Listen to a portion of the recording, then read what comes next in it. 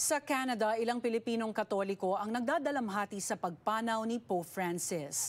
Naging mabuting leader daw si Pope na itinuring nilang ama. Naritong report. Nung nagkasakit siya, di ba, tuloy-tuloy na pala yung ano niya. So alam niyo ho bang namatay po siya kanina? Nabigla at di napigilang maging emosyonal ni Gerald Coronel nang malaman ang pagyao ng 88-year-old na si Pope Francis Lunes. Nasakit. Siyempre, sad.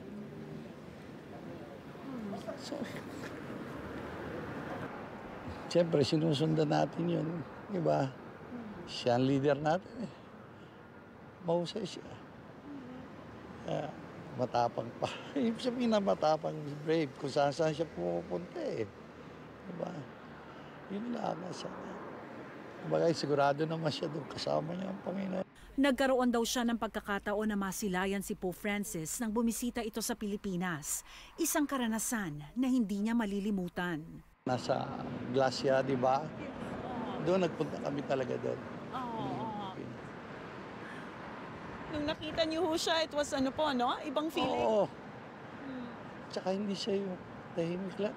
Talagang smiling, talagang mahal niya ang Pilipino. Alam ko ang tawag ng Pilipino sa kanya, Lolo Kiko. No? Natinig ko yan.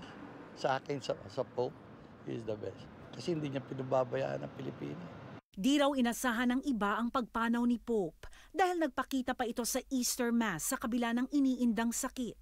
Oo, kanina hong umaga. Ay, ganun? Parang napapanood ko sa news nung isang araw. Nag-ano pa siya sa Catholic, di ba? Nakikiramay kami. Kaya, so sad naman. Ang ilang Pilipinong Katoliko, inalala ang ambag ni Pope Francis sa kanilang pananampalataya. Akin malaking kawalan kasi naging mabuti o hindi lamang mabuti, napakabuting halimbawa sa atin si Pope Francis. Masakit man para sa atin pero tanggapin na natin. Una-una si Pope nasa edad para doon na rin talaga yon. Ako happy ako dahil ako, pag inaabot ko yung edad na yun, masayang-masaya na ako. Sa totoo lang, siguro naabot niya yun dahil sa pananampalataya. Samantala sa patuloy na kampanya ng federal party leaders isang linggo bagong eleksyon, inalala nila ang legacy ni Pope Francis sa Canada.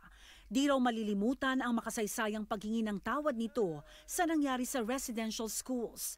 Ayon kay Prime Minister Mark Carney, ito raw ang naglatag ng pundasyon tungo sa patuloy na trabaho sa pagkakasundo. Tinawag namang powerful moment ni NDP leader Jagmeet Singh ang pagsori ng Santo Papa. Nagpahatid din ng pakikiramay si conservative leader Pierre Poilievre.